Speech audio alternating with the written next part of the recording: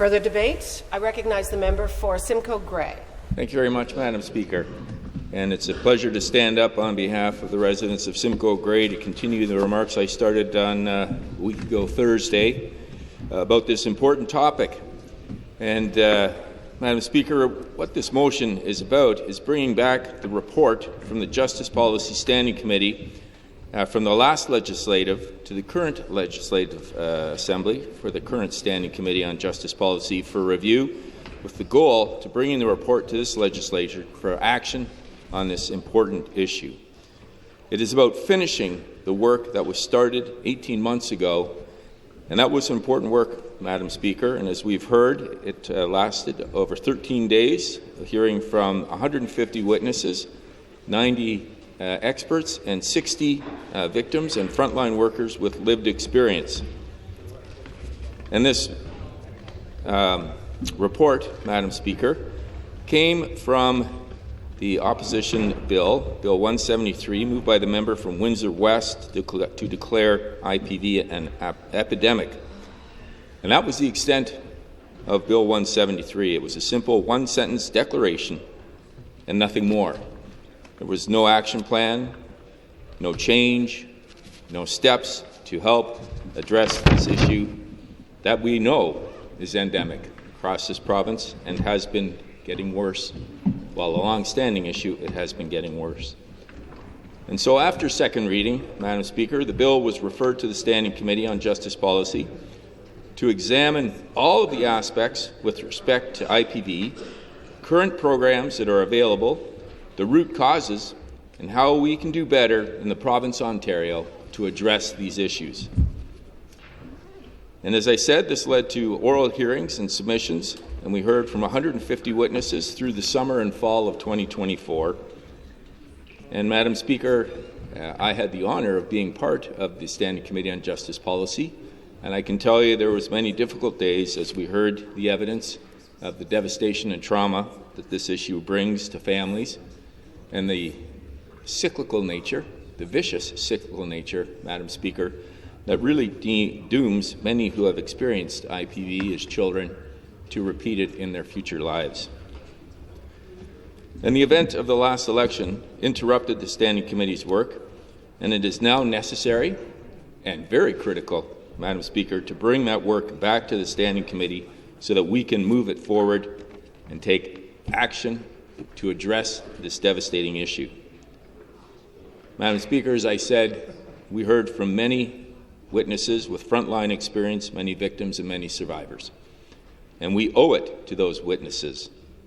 We owe it to those experts who have made this their field of study and have given us the advantage of their advice. We owe it to the frontline workers who deal with this issue every day.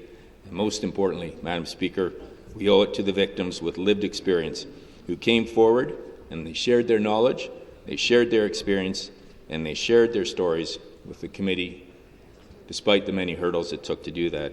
And most of that evidence was heard in camera because of the sensitive nature of it. And that courage, we know, Madam Speaker, that this is an issue that's underreported, and when it is reported, it's very difficult. And to relive those experiences can often re-traumatize the victim and the survivors. So for them to come forward and tell their stories, to travel to Queen's Park, to tell their stories to the committee, was a true demonstration of courage, and we owe it to them to honour that courage by moving forward as expeditiously as possible to make sure that we address this problem. And it is, as we have heard, it's endemic. It's a long-standing issue with devastating and often lethal consequences for the victims and their families. And their stories are heartbreaking, but what's most heartbreaking, Madam Speaker, is that they're cyclical and there's a pattern. And as we heard from these many victims and survivors, you could see the pattern very quickly. So there are ways to address that. There are ways to break that pattern. And we must seize this opportunity to do that. And during those hearings, Madam Speaker, we also heard stories of resilience, of strength, of courage, and of hope. As these survivors have changed their lives, taking control of their lives, which is often the issue, and they've come forward and they've told us their stories with purpose. And to make a call for change so that others don't have to endure the same pattern, the same harm, and the same devastation. And as I've said, Madam Speaker, their courage is our call to action, to work together and move forward with purpose and determination to address the many aspects of intimate partner violence, both from treating and assisting the victims when they're in crisis, but also making sure that we're making investments to make our assistance to them more timely, to streamline our justice system, to make sure that they have access to the programs that we need, that those programs are coordinated and intentional, and also to make upstream investments in making sure that we address the root causes of intimate partner violence ahead of time. An ounce of prevention is a pound of cure, and in this case, Madam Speaker, an ounce of prevention would go so far down this road, as we heard from many of the expert witnesses, both from the fields of education, from healthy relationships, and from sports and other aspects that permeate our children's lives, that can influence them and shape them moving forward.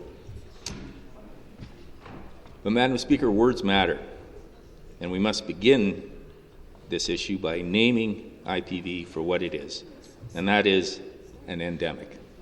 An epidemic erupts suddenly and recedes quickly. The response is temporary, and the actions are aimed at containment. Endemic problems, Madam Speaker, are chronic. They are predictable. They follow a pattern, and they are deeply ingrained into many of our social systems. The word endemic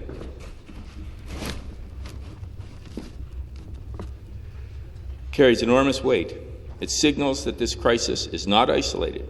It is not occasional. It is not temporary.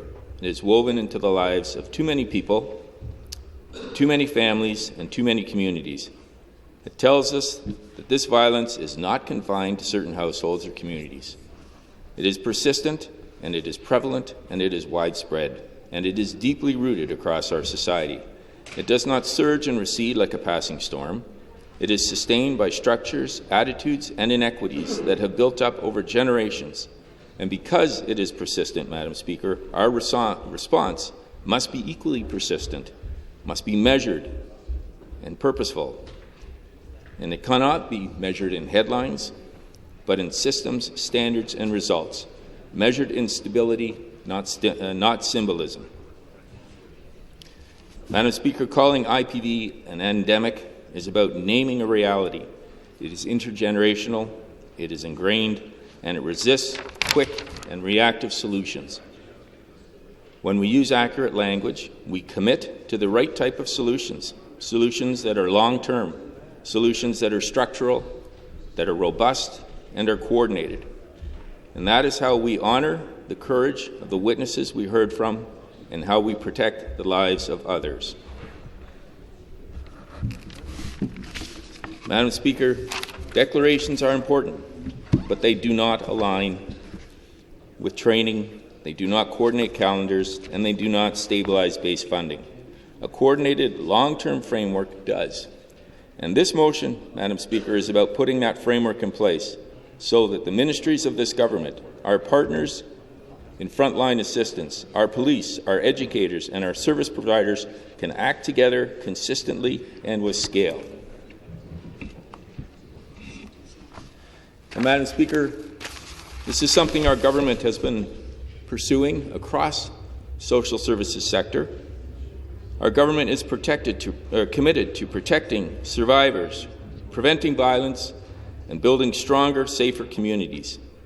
And under the leadership of Premier Ford, Minister Parsa, and Associate Minister Williams, we have taken meaningful steps to strengthen supports for victims and to hold perpetrators accountable. We have increased funding for violence against women's shelters and sexual assault centres because we know that these are often the first places survivors turn when they need safety. And as Minister Williams announced in her comments, we have just recently announced $27 million last week to create 300 new spaces in shelters for women and their families in crisis. These community-based programs that connect survivors to housing, to counseling, and to legal resources, particularly in rural and northern communities where access can be limited. And we have expanded collaboration between police, Crown attorneys, and community agencies to ensure that survivors are not left to navigate complex systems on their own. These are just a few of the concrete steps that this government has taken, and they are making a difference, but we all know there is much more to be done.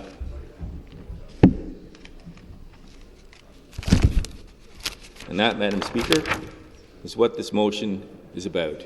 It's about bringing that evidence forward, bringing what we've learned from those extensive hearings, and turning what we've learned into action to further address the issue of IPV. And Speaker, as a member of the Justice Policy Committee, let me tell you what I heard during those hearings. First of all, I heard that we need to strengthen our supports for victims when they are in crisis. We need to improve coordination and integration among the available services. We need to modernize how we respond to intimate partner violence and the critical need to strengthen prevention and work on breaking the vicious cycle of IPV and gender-based violence upstream.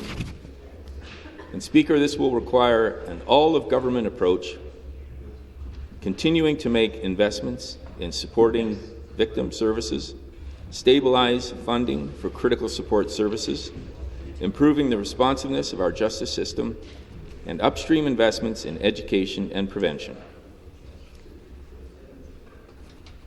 And I'll start, Madam Speaker, with the victim services, because they are the most immediate triage that's required to treat families in crisis. And I can tell you that in my riding of Simcoe Grey, we have two very active shelters. My friend's house in Collingwood, which has been in Collingwood for over 25 years.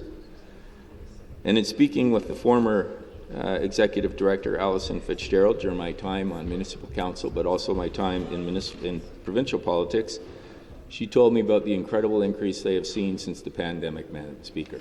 We know across the province that many were self-reporting a deterioration in their mental health.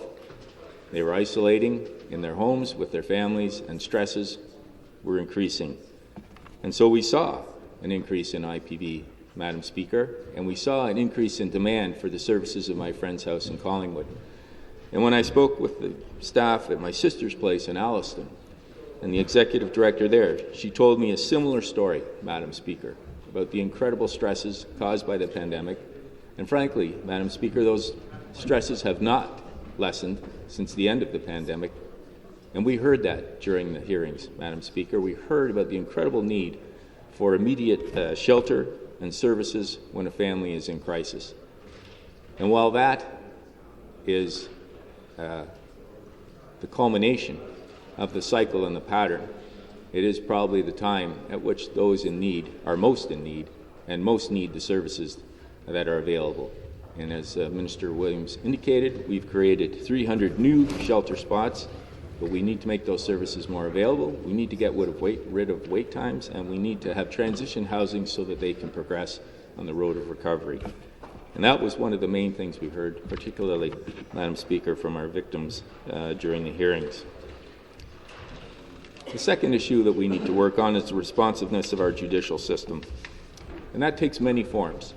From when the immediate crisis, when the charges are laid, making sure that when bail conditions are complied with. We had bail reform hearings earlier to the Justice Committee, but we also heard the importance that serves during the period after the charges have been laid, making sure that we keep the families safe and the victims safe from further interference from the offender.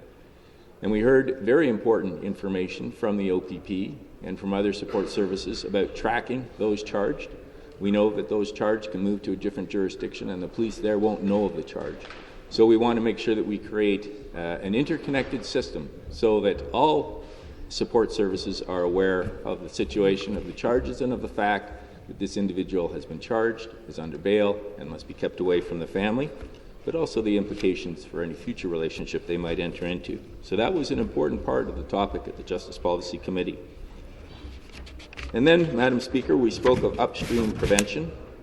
We heard from many educators, we heard from programs, we heard from coaches, and we know that the member from Kitchener, South Kitchener, Hespler, was very involved in the coaching program, and that's been piloted in Hamilton and been very successful, and we hope now to enroll that across the province to teach young children, and particularly young boys, about a healthy relationship, about respect, about emotional dialogue and emotional maturity. So down the road, they will be not going down this road, and if they have been in this cycle of violence, it will help them to prevent and break that cycle so that they don't go down that same road. And we know as well, Madam Speaker, that for young girls who are victims of IPV, it also has an impact on their lives because it changes their idea of what emotional dialogue is and what a mature relationship is. We have to break that cycle, we have to break that expectation, and we have to help liberate them and give them the tools they need to have healthy, sustainable relationships moving forward. And the final aspect we heard of, Madam Speaker, was data. We want to make sure that we're moving the needle and what gets measured gets done. So tracking data, making sure we're aware of the statistics, making sure we're aware of outcomes, making sure we're getting children into programs, getting victims serviced, getting victims through the justice system faster, protecting them from the offender during the course of the litigation and the charges, and making sure that we're marshalling all of that together, which is going to require, as I said, an all-of-government approach, Madam Speaker. We need many ministries involved in this, and we need all of our service providers to be involved, and we need to coordinate and streamline that to make sure that our dollars are being stretched. And these initiatives, Madam Speaker, are in line with aspects of what this government is doing. The MPP from Halliburton, Kawartha Lakes, Brock, and the MPP from Thornhill brought a joint PMB to stop convicted sexual offenders from legally changing their names under Christopher's Law, and that was passed last session. Bill 123, or Aaron's Law, from the MPP from Stormont, Dundas, South Glengarry, that amends the Education Act to require school boards to implement programs to combat child sexual abuse. And the MPP from Oakville, North Burlington, who's in the chair, brought forward legislation called Kira's Law, which is included in Bill 102, Strengthening Safety and Modernizing Justice Act, to make sure that the judicial judges on the bench get training in the dynamics of IPV. So this is a government with a track record of getting things done. This is a motion about bringing forward important evidence and reports to make sure that we can continue that and that we can tackle IPV where it starts, in the homes, and protect people, protect future generations, and ensure that all live safely and happily. Thank you, Madam Speaker.